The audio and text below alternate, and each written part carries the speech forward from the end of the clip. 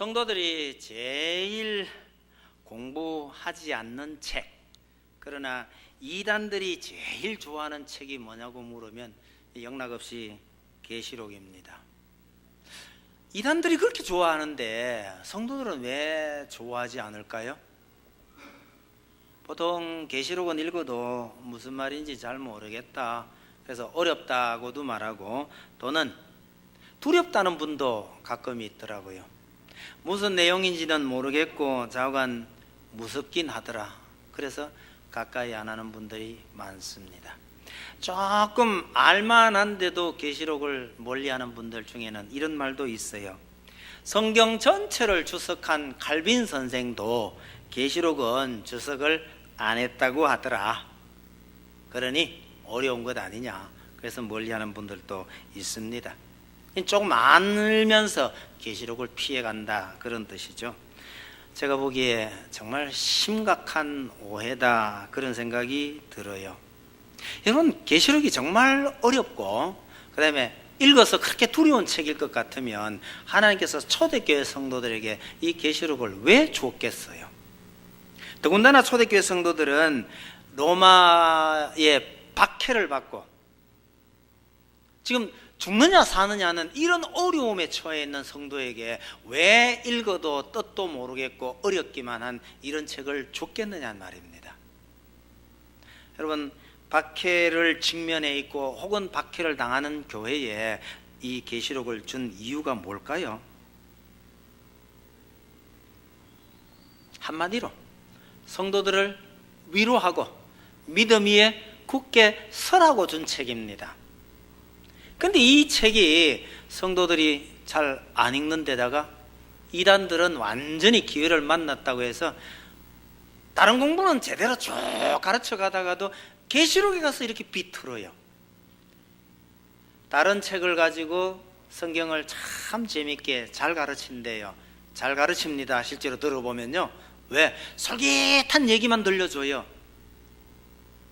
그래서 정말 교회에서 들어보지 못했던 너무너무 재밌는, 너무 재밌게 성경을 가르친다. 그래서 솔깃해 있는데 거기에 계시록을 들어가면 살짝이 비틀어서 이상한 소리를 하는 겁니다.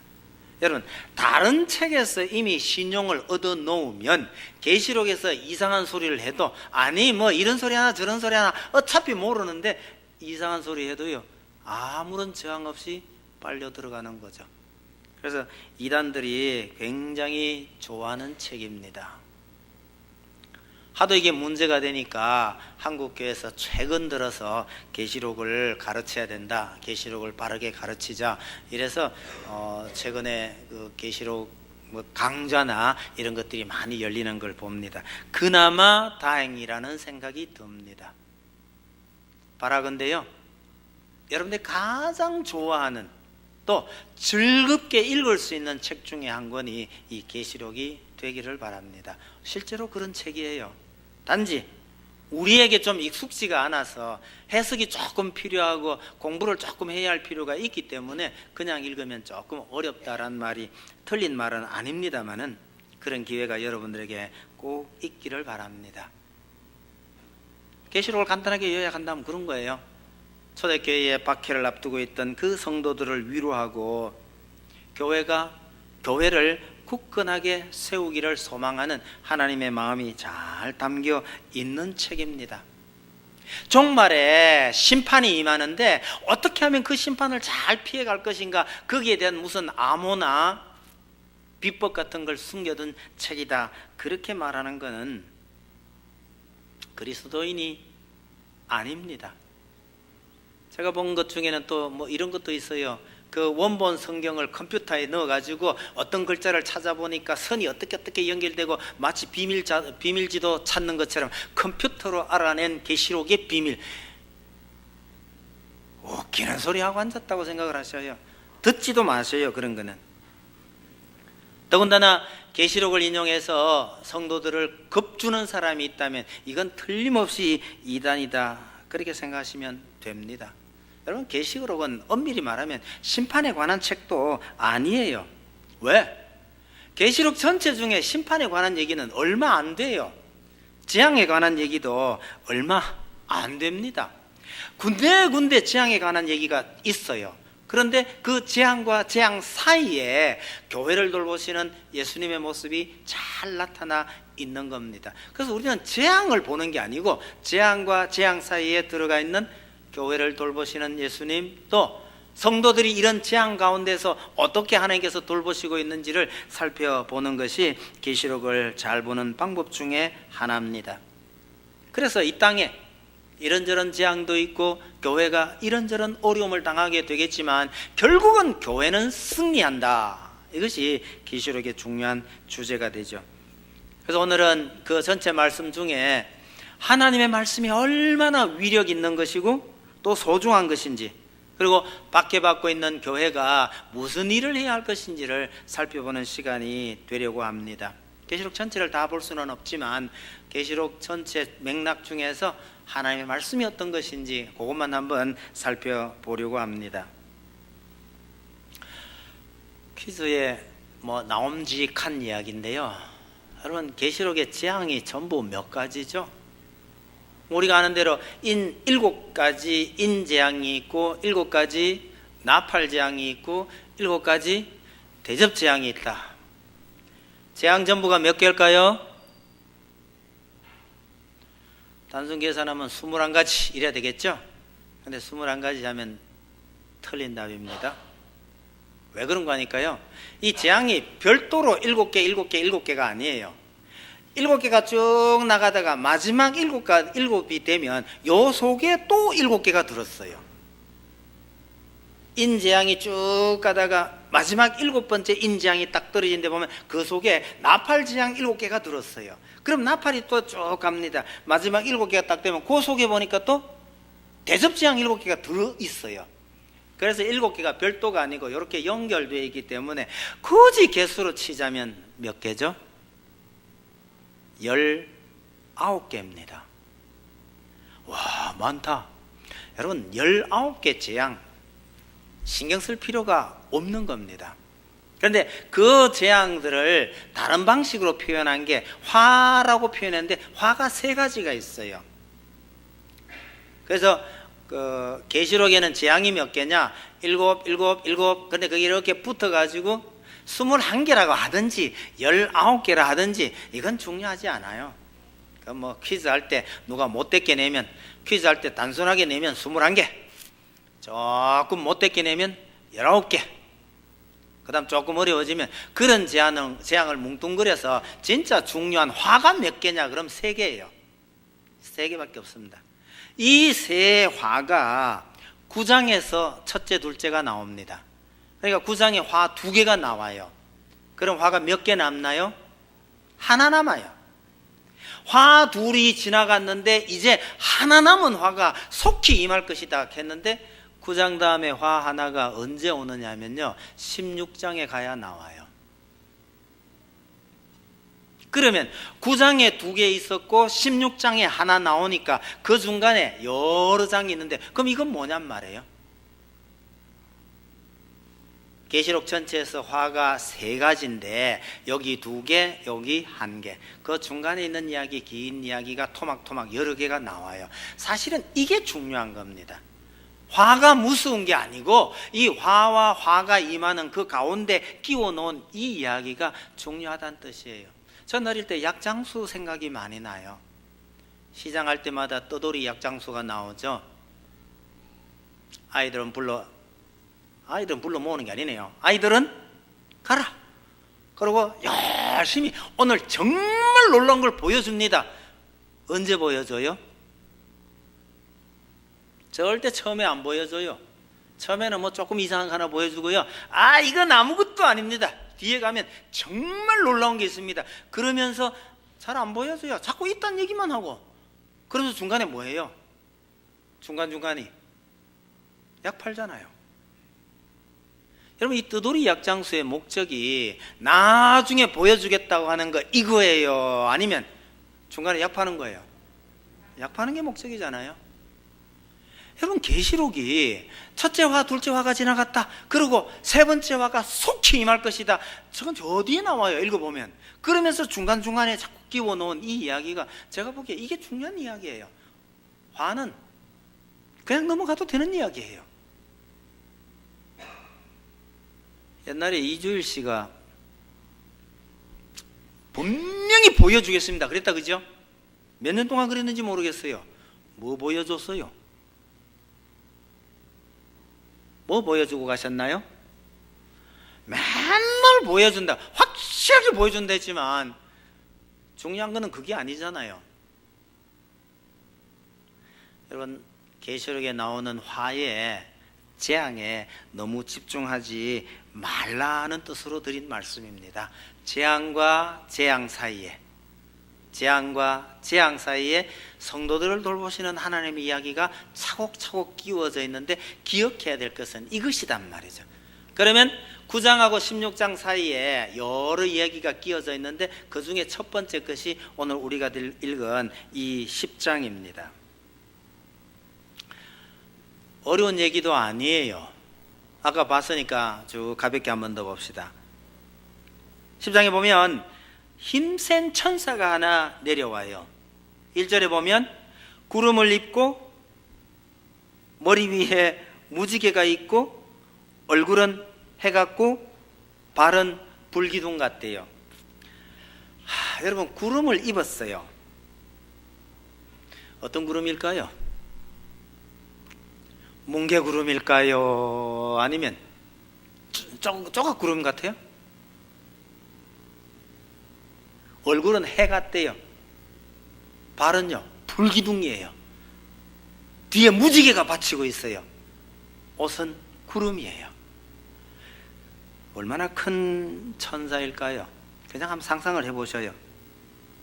그런데 2절 뒤쪽에 보니까 오른발은 바다를 밟고 왼발은 땅을 밟고. 유대 사람들이니까 이 바다가 어느 바다이겠어요? 히브리 사람들 생각해서 천사가 밟고 있는 바다, 갈릴리 아니면 지중해겠죠. 그럼 육지, 땅은 어디겠어요?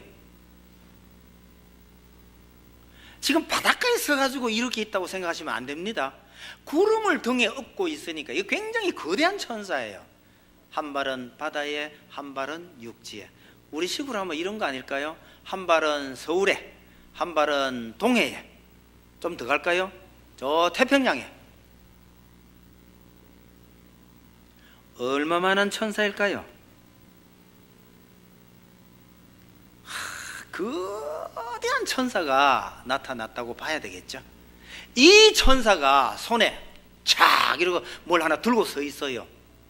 여러분, 여기에 뭐가 들려 있어야 이게 어울릴까를 생각 한번 해보세요. 하늘과 땅 사이에 어마어마하게 큰 천사가 구름을 등에 있고 얼굴은 태양과 같이 번쩍이는데 다리는 불기둥이에요. 불기둥. 이런 천사가 손에 딱 뭘 하나 들고 나타나는데 여러분, 여기에 뭐가 얹혀야 정상일까요? 집어 던지면요, 지구가 박살이 나든지 산이 하나 날아가든지 이럴 정도로 무시무시한 뭐 핵폭탄 같은 거, 이런 게 하나 들려 있어야 정답 아닐까요?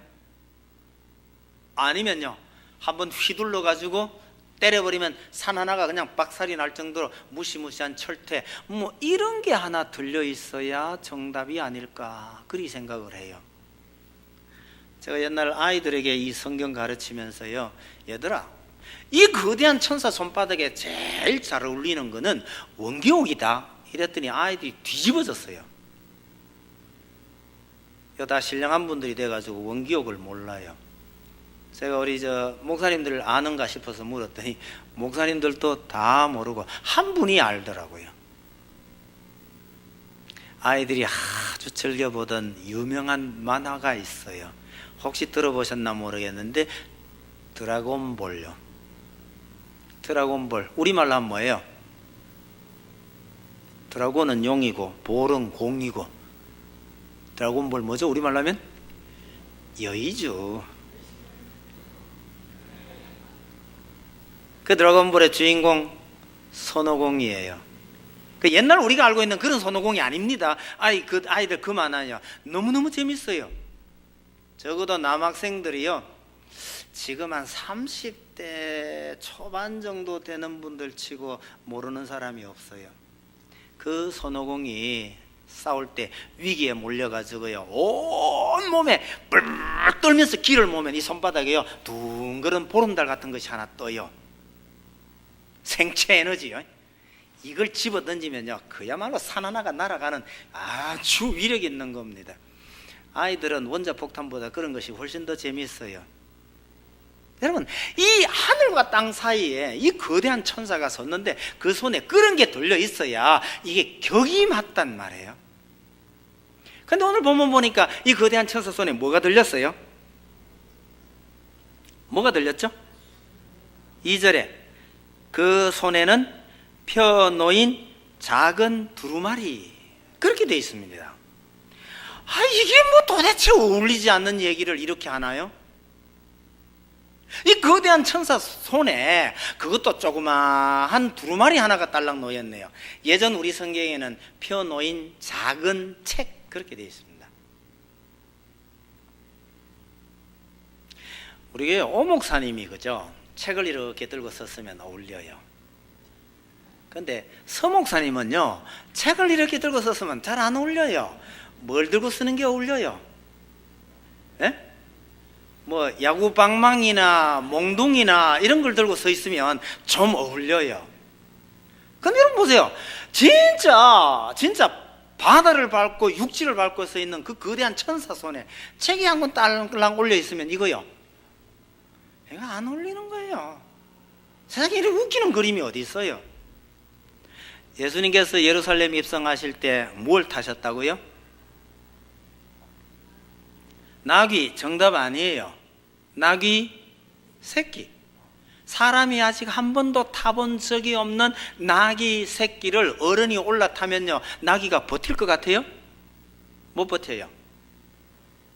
그래서 짐작컨대 새끼 나귀를 어른이 올라타면요 발이 바닥에 닿아요. 그럼 어떻게 타고 갔는지 대충 느낌이 오죠? 세상에 안 어울리는 웃기는 모습이에요. 그게 요즘식으로 말하면 예수님께서 애들용 자전거, 세발 자전거 타고 들어간 거하고 비슷하지 않을까. 웃기는 장면이에요. 예수님은 왜 우리를 웃기시나요? 왜 이 거대한 천사 손에 세상에 이게 뭡니까? 왜 이렇게 웃겨요? 여러분, 이걸 이렇게 뒤집어서 생각을 해보면요 이 거대한 천사 손에 놓여있는 이 작은 책은 진짜 온 세상을 뒤집어 엎을 만큼 위력 있는 폭탄보다 더 위력이 있는 책이다, 그렇게 이해하시면 좋을 것 같아요. 다시 말하면 하나님의 말씀이 담겨있는 이 작은 책은 이 거대한 천사의 손바닥에 딱 올려져 있어도 어울릴 만한 것이다. 누구 생각이죠? 하나님의 생각이에요. 성경을 잘 모르는 우리 입장에서는 이게 웃기는 장면이 될는지 몰라도 하나님 편에서 생각해 보시면 너무너무 그럴듯한 장면이다, 그런 뜻입니다. 주의하셔야 할 것은, 여러분, 덮인 책이 셉니까? 펴놓인 책이 셉니까? 네? 펴놓인 책이 힘이 있어요? 덮인 책이 힘이 있어요? 뭘 생각하느냐에 따라서 답이 다릅니다. 책을 집어 던지는 것이라고 생각하는 사람은 덮인 책이 더 힘이 있죠. 날아가서 뭘 쓰려면요. 책은 던지는 게 아니고 읽고 공부하고 연구하는 거라 할 것 같으면 이게 펴놓은 책이 더 위력이 있는 겁니다. 근데 참 묘한 게 이 천사의 손에 이 책은요 펴놓인 거.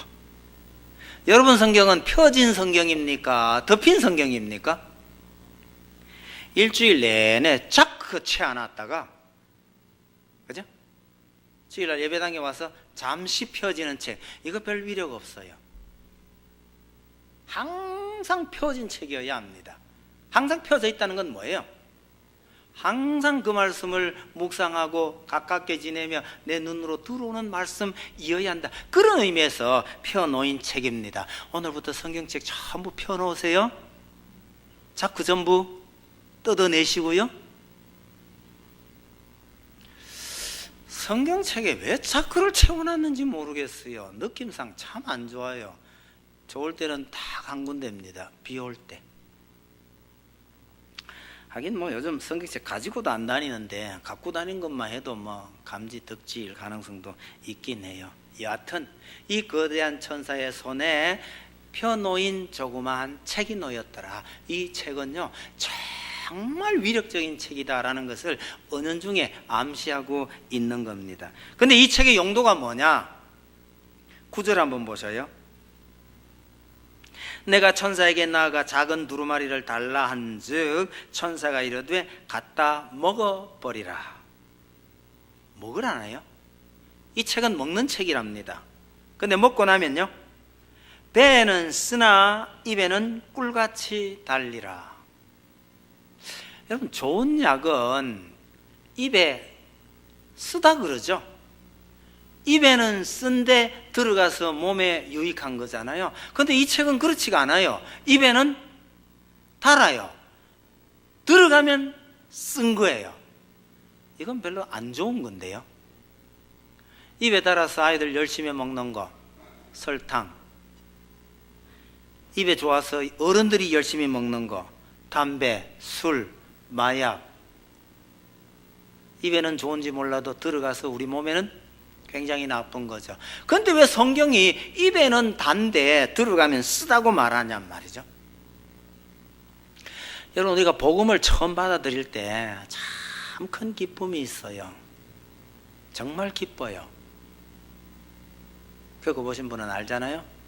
근데 중요한 거 그렇게 기쁜 날인데 그 다음에 당장 문제가 생겨요.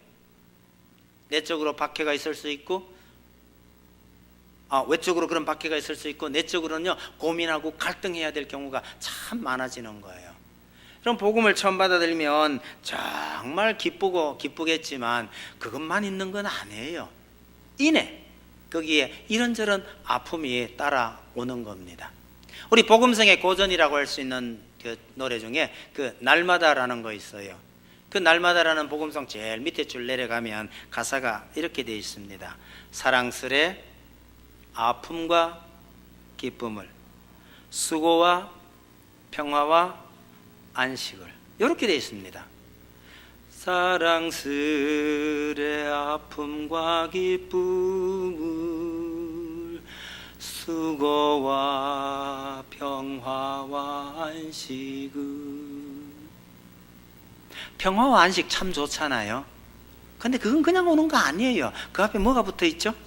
수고가 있어야 돼요. 수고하고 평화와 안식은 같이 옵니다. 그런데 하나님께서 우리에게 은혜 베푸실 때에 아픔과 기쁨을 같이 오는 거예요. 왜 그렇죠? 여러분 우리가 복음을 받아들일 때 너무너무 기뻐요. 그런데 그 복음을 받아들이고 난 다음에 그 말씀대로 살려면 여러 가지 어려움에 부닥칠 수밖에 없어요. 그런 어려움을 부닥쳐 나가고 이겨내고, 또 나는 이렇게 기쁜데 내 옆에 있는 저 형제가 이걸 알지 못할 때 이걸 전해줘야 되는데, 그래서 전하면 잘 받아들이나요? 답답기는 쥐가 답답해야 되는데 내가 뭐 지금 답답해서 이러는 줄 알고 자꾸 이렇게 되는 거예요. 아픔이 반드시 따라오게 되어 있습니다. 하나님의 말씀을 받으면 그 기쁨은 말할 것도 없지만 그 이후에 그 말씀대로 살려면 분명히 아픔이 있다는 것을 우리에게 보여주는 겁니다. 그거보다 더 중요한 것은요, 이 하나님의 말씀을 먹으라는 게 무슨 뜻이냐? 먹으라는 거는 절대 먹지 마세요. 옛날에 뭐 그런 사람이 있었다고 하는데 성경책을 먹으라는 건 아닙니다. 상징적인 의미죠. 이것을 완전히 숙달해서 자신의 것으로 만들으라는 뜻입니다. 우리가 음식을 먹는다는 것은 이 음식물을 섭취해서 내 몸의 일부가 되거나 내 몸을 움직이는 원동력이 되도록 하기 위함입니다. 안 먹는 거, 이거 참 문제죠. 먹어도 소화 못 시키면 이것도 문제예요. 소화는 돼서 흡수가 됐는데 몸 안에서 제 역할을 안 하고 빠져나가는 거, 이것도 참 문제예요. 흡수됐는데 그냥 빠져나가는 것 중에 중요한 병이 당뇨병이죠. 참 사람 애먹이는 병입니다. 먹기는 부지런히 먹었는데 칼슘이란 놈이 내 몸에 머물러 있지를 안 하고 자꾸 빠져나가는 병이 있어요. 이것도 정말 머리 아픈 병입니다. 하나님의 말씀을 먹지 않는 것, 정말 머리 아프죠. 말씀을 먹었는데 소화가 안 되는 경우도 있어요. 이것도 진짜 문제예요. 소화는 시켰는데 내 몸 안에 머물러 있지 않아요. 그냥 자꾸 빠져버려요. 쉽게 말해서 아는 건 많은데 그 말씀이 내재화돼서 그 말씀이 나를 움직이지는 않는다는 뜻이에요. 이건 참 문제예요. 여러분, 이런 일이 있을 때마다 하나님의 이 말씀이, 이 성경책이 우리에게 어떻게 전해져 왔는지를 늘 생각해 볼 필요가 있습니다. 여러분, 가톨릭에서 제일 큰 이단자가 루터입니다. 루터가 왜 이단인지 아세요? 그 성당 앞에 95개조 항의문을 내걸었다. 그거는 출발점이었어요. 진짜 중요한 죄는요, 가톨릭에서 생각하는 루터의 가장 큰 죄는요, 성경을 자기들 말로 번역했다는 겁니다. 가톨릭에서 이건 어마어마한 죄였어요. 루터가 지상 최대의 이단으로 몰리면서까지 성경을 번역했어요. 왜요? 저 백성들이 읽어야 한다고요. 그렇게 번역했는데 안 읽으면 어떻게 되나요? 여러분, 스코틀랜드에 있는 목사가 무엇 때문에 만주까지 왔어요. 거기서 우리말을 배워가면서 성경을 우리말로 번역을 했을까요? 왜 그랬을까요? 저 불쌍한 한민족이 이거 읽어야 한다는 거예요. 만주에서 번역해가지고요, 그걸 국내로 가지고 들어옵니다. 처음에는 어떻게 이렇게 저렇게 들어오다가 나중에 봉쇄가 돼서 못 들어오니까, 심한 경우에 이런 경우도 있었어요. 옛날 책, 옛날 한글 책은 왜 전부 아시죠? 이거 지금하고 책이 다르잖아요. 이 구멍 뚫어가지고 끈으로 묶어가지고 넘어가도록 책을 그렇게 만들었지 않습니까? 그걸 다 풀었대요. 다 풀어서 한 페이지 한 페이지를 전부 또록또록 말아가지고 그걸 갖고 노끈을 만들었답니다. 노끈을 만들어서 다른 짐 사고 짐에다가 이 노끈을 감아가지고 그렇게 해서 들어온 거예요. 들어와가 다시요, 노끈을 다 풀어요. 다 풀어가 그걸 재본을 다시 하는 겁니다. 이러면 여러분, 한 사람이 만주에서 한국까지 넘어와서 책 몇 권 가져왔겠어요? 우리에게 성경 전하기 위해서 우리 선조들이 이런 고생을 했단 말이에요. 그렇게 전해준 성경이 오늘 우리에게 와 있어서 어떻게 대접을 받고 있느냐, 그 말입니다. 지금 우리는 돈만 주면, 아니 돈 안 줘도 뭐 교회 가면 뭐 하나씩 주워서 봐도 보는데, 여러분, 성경을 그렇게 생각하는 것은 오늘 우리에게 있어서 참 너무 풍족하고 편한 세상에서 하나님의 말씀을 너무 경시하는 거예요. 우리 선조들이 그렇게 고생해 가면서 우리에게 이 말씀 전해줬다고 생각한다면, 여러분, 이 말씀 어떻게 해야 될까요? 안 읽는다면요, 그것도 대충 읽고 지나가서 세상에 소화도 못 시킨다면, 열심히 공부하고 잘 읽어서 하나님의 말씀이 이거구나, 그렇게 깨닫고 난 다음에요, 실천 안 하면 하나님의 말씀이 내 몸에 들어왔다가 아무 역할도 하지 않은 채 그대로 빠져나가는 것이나 마찬가지입니다. 우리가 만약에 이런 식으로 말씀을 대한다면 어떤 면에서 우리는 영적으로 장애를 가지고 있는 거죠. 병을 가진 거란 얘기입니다. 이런 말 함부로 하면 안 되겠지만, 여러분, 우리 위에 있는 그 희망보 아이들요, 한 번씩 보셔요.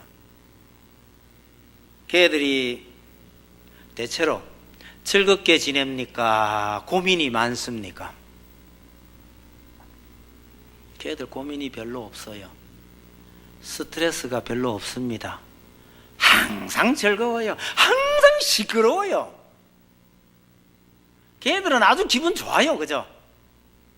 우리 식당 옆에서 자판기 있잖아요. 저거 매상 누가 다 올리는지 아세요? 여러분들은 별로 도움 안 되는 손님들이에요. 그 동전 한번 넣어본 적 별로 없으시죠? 최대의 고액은 전부 저 위에 쟤들이에요. 얼마나 인생이 즐거운지 몰라. 우리가 보기에는 어때요? 애처롭죠? 참 안타깝죠? 쟤들은 너무너무 즐거운 거예요. 여러분, 하나님의 말씀을 읽지도 않고 설령 읽어도 소화도 못 시키고 그 말씀대로 살지 않는 우리가 쟤들 모습하고 닮았다는 뜻입니다. 하나님께서 우리를 보실 때 아이고 이 희망부, 죄송합니다. 하나님께서 보실 때 우리 모두가 희망부 아이들하고 비슷할는지도 모릅니다. 옛날 우리 선조들이 말씀을 전하겠다고 그렇게 고생해가면서 전해놨더니 저것들 봐라. 이렇게 될 가능성이 굉장히 많다는 사실을 잊지 마시길 바랍니다. 저 위에 희망부 아이들 볼 때마다 은혜 좀 받으세요. 내가 하나님의 말씀을 소화시켜서 그 말씀대로 살지 못하면 이 내가 쟤들 모습하고 거의 마찬가지겠구나, 하나님 눈에 그렇겠구나, 그렇게 생각하셔요. 성경 말씀 많이 알면 조금 머리 아픕니다. 모르면 스트레스도 안 받고 편안합니다. 행복하게 사시든지 마시든지 알아서 하십시오. 여러분, 절대로 성경은요 교회 갈 때 폼만 잡는 책 아니에요. 이 말씀이 내 속에 들어와서 내 몸에 양약이 되어야 한다는 뜻입니다. 그 말씀에 이끌려서 살아가는 인생, 정말 복된 인생이라고 생각해요. 사도 바울이 평생을 헌신하면서 복음 전하잖아, 그죠? 그 사도 바울의 머릿속에 어느 말씀이 늘 그를 붙들고 있었을까? 추측이지만 저는 이 말이 떠나지 않았을 거라고 생각해요. 바울아, 네가 나를 왜 핍박하느냐? 사도 바울은 예수님의 이 말씀을 절대 못 잊었을 거라고 생각해요. 네가 왜 나를 핍박하느냐? 줄여서 네가 왜 나를, 이 생각만 하면요 바울은 날마다 죽어요. 그만. 이런 나를 예수님께서 사랑하셨지 않느냐, 이 생각하면서요 날마다 죽는 거예요. 그렇게 헌신하며 살았을 겁니다. 베드로는 무슨 생각을 하면서 헌신했을까? 생각해보니까 답이 금방 나오네요. 네가 나를 이 사람들보다 더 사랑하느냐고 물으셨거든요. 베드로도 앞뒤 잘라버리고요 예수님만 생각하면 네가 나를, 이거 아니겠어요? 그럼 여러분들의 머릿속에, 가슴속에 성경 말씀이 콱 박혀서요 어려움을 당했거나 힘들거나 할 때마다 그 말씀이 여러분을 꼭꼭 찌르면서 여러분들을 세워나가는 그런 말씀이 여러분들에게 많기를 바랍니다. 루트가 왜 그런 일을 할 수 있었습니까? 성경 구절에 박힌 거예요. 오직 의인은 믿음으로 말미암아 살리라라는 이 구절이 루트를 찌르는 거예요. 그렇지, 믿음으로. 행함 아니라는 거예요. 내가 쫙쫙 무릎이 까지도록 이 계단을 기어 올라도 여기엔 참된 기쁨이 없다, 그 깨달음입니다. 저도 어려운 시절 지나갈 때에 우리 신앙 선배들이 그 수련회 하면서 했던 그런 표제 말씀들요 참 저 기억 속에 많이 남아있어요. 아마 제게 가장 힘이 많이 됐던 것이 내 시대가 주의 손에 있나이다 라는 이 구절요. 내 시대란 게 뭡니까? 내 주변에 있는 이 모든 일들, 내가 살아있는 이 동안에 이 시대 전체가 전부 하나님 손에 있다라는 이 고백요. 그러면 내가 좀 어려운 일 당하고 내가 힘이 없고 내가 절망할 이유가 사실은 없는 거예요. 왜? 이거 전부 다가 하나님 손에 잡힌 건데 뭘. 중고등학교 시절 자라나는 아이들에게 이런 말씀이 그 아이들을 붙들고 있으면 참 복된 아이가 됩니다.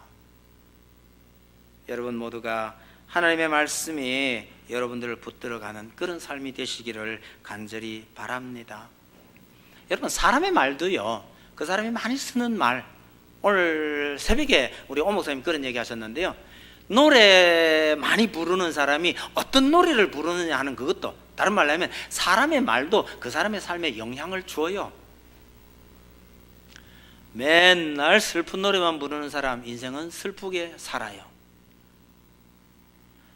낙엽 따라 가버린 사랑, 열심히 부르던 가수 가을에 교통사고로 돌아가셨잖아요. 아주 옛날 얘기니까. 공항에서 맨날 슬픈 노래만 불렀던 그분요, 결국 공항에서 헤어지더만요. 여러분, 사람의 말도요, 어떤 말을 하느냐에 따라서 그 사람 삶에 영향을 줘요.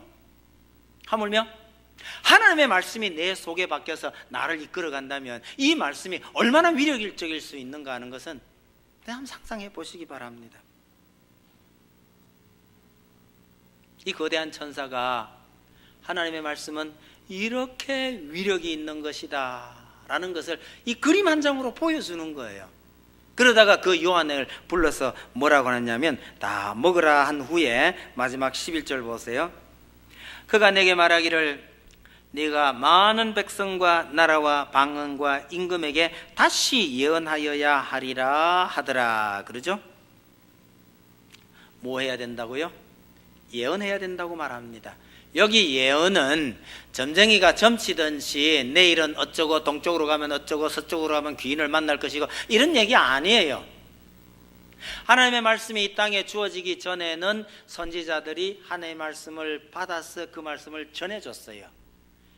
전해준 하나님의 말씀이 완성이 된 오늘날에는 예언이라는 것은 이 성경에 담겨있는, 주어진 하나님의 말씀에 담겨있는 뜻을 잘 파악해서 다시 성도들에게 전하는 것, 이게 예언입니다.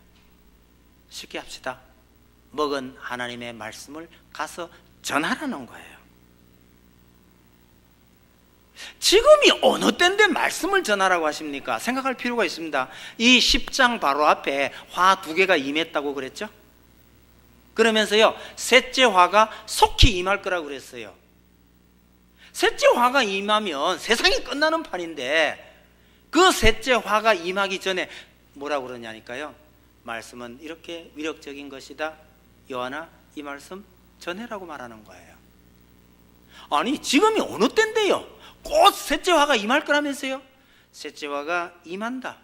그런데 그때까지라도 말씀 전해라. 이게 10장의 요지입니다. 10장만 그런 거 아니에요. 11장 나오죠. 12장, 13장, 14장, 15장. 셋째 화는 16장이 나온다니까요. 그 말은 곧 셋째 화가 임한다고 하지만 성도가 무슨 일을 해야 할 것인가를 자꾸 말해주고 있는 거란 얘기입니다. 예전에 한국교회에 좀 시끌벅적한 인물들이 있었죠. 우리 예수님 몇 월 며칠 날 곧 재림하시는데 공부가 무슨 소용이 있고 직장이 무슨 소용이 있고 집 가지고 있으면 뭐하느냐, 전부 팔아가지고 내놔라, 어떻게 된 적 있죠? 그것 때문에 제가 담임하던 아이 둘도 잃었어요. 학교 다닐 필요 없대요. 여러분들 주변에 그래서 집 파는 사람 있는지도 몰라요. 성경적이지 않다는 사실을 기억하셔요.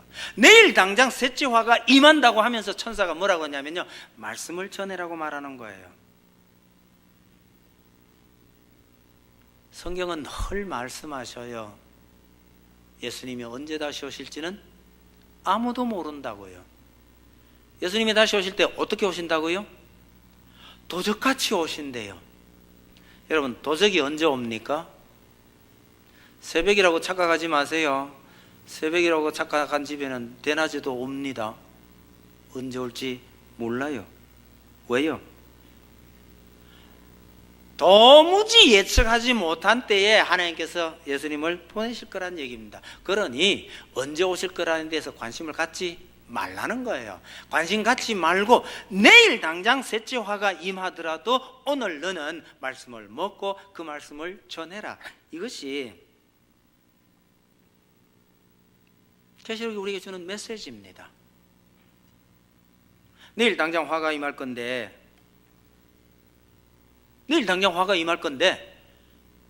아니 그렇게 되면 내일 당장 세상이 끝나는데 재앙을 피할 준비해야 되는 거 아닙니까? 성경은 그렇게 말하지 않아요. 재앙 피할 준비하라는 게 아니고요, 재앙이 임하든지 셋째 화가 임하든지 세상이 끝나든지 그건 하나님에게 속한 일이니 너는 말씀을 전해라고 하는 겁니다. 여러분, 언제 종말이 오고 언제 세상이 끝나더라도 성도들에게 있어서 중요한 것은 말씀을 먹고 그 말씀을 전하는 것, 그 말씀대로 사는 것이 중요합니다. 어떤 의미에서 오늘 우리 세상은요, 말씀이 너무 풍성한 시대가 아닌가 생각이 들어요. 그러나 아모스가 뭐라 그런지 아십니까? 하나님께서 내리는 무서운 재앙 중에는 아모스 8장에요, 양식이 없어 주림이 아니요 물이 없는 기갈도 아니요, 가장 무서운 거요, 하나님의 말씀을 듣지 못한 기갈이라고 말합니다. 어떤 의미에서 오늘날은 거의 홍수처럼 하나님의 말씀이, 많은 말씀이 쏟아지는 것 같아요. 중요한 것은 홍수 때 먹을 물이 없다는 사실도 기억을 해야 합니다. 무엇이 먹어도 되는 물인지 아닌지를 분별할 수 있는 능력을 기르지 않으면 물이라고 마셨는데 그것이 죽을 물일지도 모른다는 뜻입니다. 계시록의 핵심은 몇 가지로 요약할 수 있겠습니다만, 적어도 오늘 이 본문 갖고 얘기를 하면 재앙과 재앙 사이에 어떤 일이 벌어진다 하더라도 하나님의 말씀을 소중히 여기고 그 말씀을 먹고 소화해서 그 말씀을 전하라고 하는 겁니다. 자, 초대교회 현실로 돌아가 보세요. 지금이 어떤 상황입니까? 로마의 박해로 인해서 교회가 무너지고 성도가 지금 잡혀가고 죽는 이런 판국인데도 계시록을 통해서 하시는 말씀은 그럴지라도 말씀을 증거하라고 하는 거예요. 그분들의 형편과 오늘 우리 형편을 비교해 보면, 여러분, 오늘 우리가 얼마나 좋은 시대에 살고 있나요? 읽으려면, 예배하려면 마음대로 다 할 수 있는 시대잖아요. 그런데도 우리는 시간 없고 바쁘고 여유가 없다 이렇게 말하면 정말 초대교회 성도들이 이해를 못 해낼 겁니다. 다행스럽게 우리 교회가 말씀을 배울 수 있는 여건을 많이 만들어 놓고 있습니다. 열심히 배우고, 배우는 게 중요한 건 아니죠. 일단 배워서 그 말씀을 새겨서 그 말씀 따라 살면서 하나님 믿는 즐거움이 풍성하게 되기를 원합니다. 한 가지 더 사족처럼 말씀드리면요, 우리 교회 탁구대 갖다 놓고 운동 많이 해요. 여러분, 탁구 재밌나요? 재밌을 것 같아요? 채지고 한번 올라가 보시죠. 진짜 재미없어요. 왜요? 그 공이 내 마음대로 안 가줘요. 그 채지고 한번 올라가 보면 제일 많이 하는 게 뭔지 압니까? 공 주러 다니는 거. 진짜 재미없어요. 그게 재미있으려면요, 어느 정도 기본을 배워야 합니다. 재미없지만 어느 정도 배워야 그 다음부터 거기에 진짜 재미가 있는 거예요. 우리 교회 전공하는 사람 말고도 우리 교회 악기 다루시는 분들이 여러 분 계셔요. 평소에 와보면요, 여기도 삑삑거리고 저기도 삑삑거리고 그래요. 소리가 이쁠까요? 여러분, 부는 악기든지 무슨 악기든지 그게 그렇게 쉬운 거 아닙니다. 나도 한번 해보자 하고 한번 물어보세요. 소리 안 나는 사람이 절반, 기껏 났다 그래요. 픽픽 바람 새는 소리밖에 안 나요. 이걸 뭔 재미로 보냐? 여러분, 처음에는 그래요. 근데 그게 그렇게 해서 숙달이 되고 해가 시간이 좀 지나야 그 부르는 맛을 아는 거예요. 하나님의 말씀도 마찬가지입니다. 그냥 폈더니 도대체 무슨 말인지 모르겠어요. 맞습니다. 모르는 게요. 그런데 듣고 듣고 새기고 그래서 좀 익숙해져 가면 정말 남이 알지 못하는 즐거움이 그 속에 있다는 것을 기억하시기를 바랍니다. 교회의 여러 가지 봉사 다 중요합니다. 어느 하나 중요하지 않은 게 없어요. 그러나 그 가운데서도 말씀을 듣고 그 말씀을 가르치는 일 있죠. 이거 굉장히 중요합니다. 귀하게 여기시고 그 일을 잘 감당하시는 우리 성도 여러분들 다 되시기를 바랍니다.